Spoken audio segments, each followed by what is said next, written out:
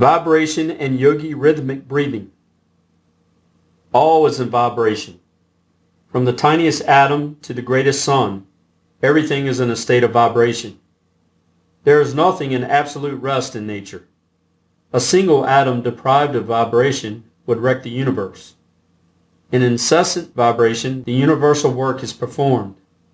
Matter is being constantly played upon by energy, and countless forms and numberless varieties result. And yet even the forms and varieties are not permanent. They begin to change the moment they are created, and from them are born innumerable forms, which in turn change and give rise to newer forms, and so on in infinite succession. Nothing is permanent in the world of forms, and yet the great reality is unchangeable. Forms are but appearances. They come, they go, but the reality is eternal and unchangeable. The atoms of the human body are in constant vibration. Unceasing changes are occurring. In a few months there is almost a complete change in the matter composing the body, and scarcely a single atom now composing your body will be found in it a few months hence. Vibration, constant vibration. Change, constant change. In all vibration is to be found a certain rhythm. Rhythm pervades the universe. The swing of the planets around the sun, the rise and fall of the sea, the beating of the heart, the ebb and flow of the tide, all follow rhythmic laws.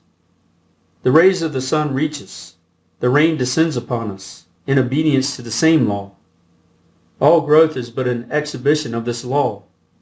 All motion is a manifestation of the law of rhythm. Our bodies are as much subject to rhythmic laws as is the planet in its revolution around the sun. Much of the esoteric side of the yogi science of breath is based upon this known principle of nature. By falling in with the rhythm of the body, the yogi manages to absorb a great amount of prana, which he disposes of to bring about results desired by him. We will speak of this at greater length later on. The body which you occupy is like a small inlet running into the land from the sea. Although apparently subject only to its own laws, it is really subject to the ebb and flow of the tides of the ocean. The great sea of life is swelling and receding, rising and falling, and we are responding to its vibrations and rhythm.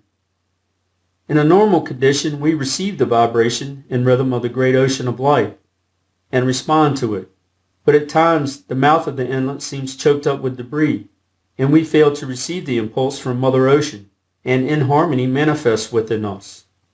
You have heard how a note on a violin, if sounded repeatedly and in rhythm, will start into motion vibrations which will in time destroy a bridge. The same result is true when a regiment of soldiers crosses a bridge, the order being always given to break step on such an occasion, lest the vibration bring down both bridge and regiment. These manifestations of the effect of rhythmic motion will give you an idea of the effect on the body of rhythmic breathing. The whole system catches the vibration and becomes in harmony with the will, which causes the rhythmic motion of the lungs, and while in such complete harmony, will respond readily to orders from the will. With the body thus attuned, the yogi finds no difficulty in increasing the circulation in any part of the body by an order from the will, and in the same way he can direct an increased current of nerve force to any part or organ, strengthening and stimulating it.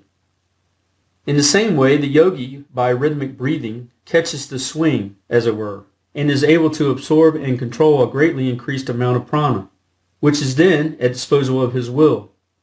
He can and does use it as a vehicle for sending forth thoughts to others and for attracting to him all those whose thoughts are keyed in the same vibration. The phenomena of telepathy, thought transference, mental healing, mesmerism, etc., which subjects are creating such an interest in the Western world at the present time, but which have been known to the yogis for centuries, can be greatly increased and augmented if the person sending forth the thoughts will do so after rhythmic breathing. Rhythmic breathing will increase the value of mental healing, magnetic healing, etc., several 100%. In rhythmic breathing, the main thing to be acquired is the mental idea of rhythm. To those who know anything of music, the idea of measured counting is familiar. To others, the rhythmic step of the soldier, left, right, left, right, left, right, 1, 2, 3, 4, 1, 2, 3, 4, will convey the idea. The yogi bases his rhythmic time upon a unit corresponding with the beat of his heart. The heartbeat varies in different persons, but the heartbeat unit of each person is the proper rhythmic standard of that particular individual in his rhythmic breathing. Ascertain your normal heartbeat by placing your fingers over your pulse, and then count 1, 2, 3, 4, 5, 6, 1, 2, 3, 4, 5, 6, etc., until the rhythm becomes firmly fixed in your mind. A little practice will fix the rhythm, so that you will be able to easily reproduce it. The beginner usually inhales in about 6 pulse units, but he will be able to greatly increase this by practice. The yogi rule for rhythmic breathing is that the units of inhalation and exhalation should be the same, while the units for retention and between breaths should be 1/2 the number of those of inhalation and exhalation. The following exercise in rhythmic breathing should be thoroughly mastered, as it forms the basis of numerous other exercises, to which reference will be made later. 1. Sit erect, in an easy posture, being sure to hold the chest, neck, and head as nearly in a straight line as possible, with shoulders slightly thrown back and hands resting easily on the lap. In this position, the weight of the body is largely supported by the ribs, and the position may be easily maintained. The yogi has found that one cannot get the best effective rhythmic breathing with the chest drawn in and the abdomen protruding. 2. Inhale slowly, a complete breath, counting 6 pulse units. 3. Retain, counting 3 pulse units. 4. Exhale slowly through the nostrils, counting 6 pulse units. 5. Count 3 pulse beats between breaths. 6. Repeat a number of times, but avoid fatiguing yourself at the start. 7. When you are ready to close the exercise, practice the cleansing breath, which will rest you and cleanse the lungs. After a little practice, you will be able to increase the duration of the inhalations and exhalations until about 15 pulse units are consumed.